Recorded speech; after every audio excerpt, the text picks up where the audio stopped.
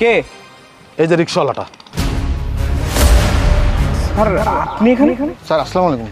কি ব্যাপার স্যার, আপনারা ওকে কেন স্যার বলছেন? আপনার ভাষা ঠিক করুন। কিন্তু উনি তো সামান্য একজন রিক্সাওয়ালা। আপনার এত কিছু বোঝার দরকার নেই, শুধু এতটুকু জেনে রাখুন যে এই শহরের অনেক সম্মানিত ব্যক্তি ওনাকে ব্যক্তিগতভাবে চেনে।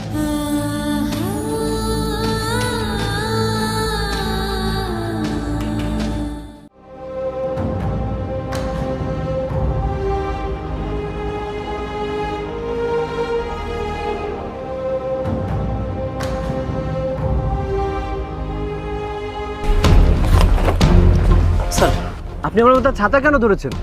স্যার আপনি হেঁটে যাচ্ছেন আর আমি গাড়ি নিয়ে কিভাবে আপনার আগে চলে যাই? তাছাড়া ওয়েদার প্রচণ্ড প্রখর, এখান তো প্রচুর রোদ স্যার। দেখুন আপনি স্যার কাকে বলছেন আমি তো বুঝতে পারছি না। স্যার আমি আলামিন, আপনি আমাকে চিনতে পারছেন না? দেখুন আলামিন সাহেব, আমি আপনাকে চিনতে পারিনি, সরি। আর হয়তো আপনি যাকে ভাবছেন আমি সে না। স্যার আপনি ঠিক আছেন তো? আমার উপর রাগ করেননি তো? প্লিজ ভাই আপনি যান, আমাকে যেতে দিন। স্যার প্লিজ গাড়িতে চলুন।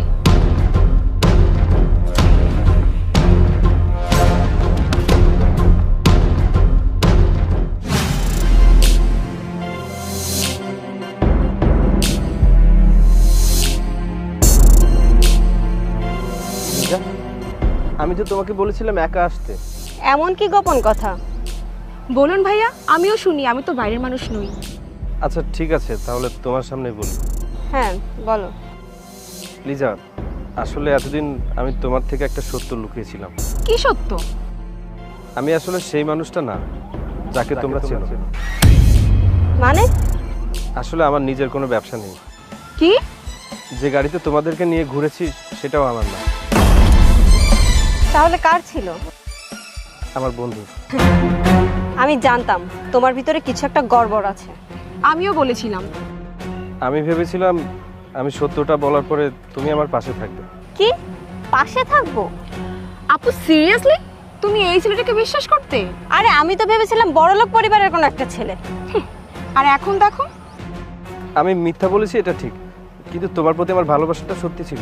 ভালোবাসা? আপু ও ভালোবাসার কথা বলছে। এখনকার যুগে ভালোবাসা বলতে কিছু হয়? কি ব্যাপার, তোমরা হাসছো কেন? কারণ তুমি স্বপ্ন দেখছো। তোমার নিজের অবস্থা কখনো আয়নায় দেখেছো? তুমি ভাবলে কি করে আমি তোমার মতো একটা ছেলের সাথে কষ্টে সারাটা জীবন পার করব? লিজা, আমি শুধুমাত্র চাই তুমি আমার পাশে থাকো, আর কিছু নয়। তোমার পাশে থেকে আমি কি পাবো? লিজা, আমি কষ্ট করব, আমি পরিশ্রম করব, আমি তোমার জন্য সব কিছু করতে পারি। আমাদের অবস্থার পরিবর্তন হবে, তুমি সুখে থাকতে পারবে। সবাই একই ডায়লগ দেয়, কিন্তু দিন শেষে কিছু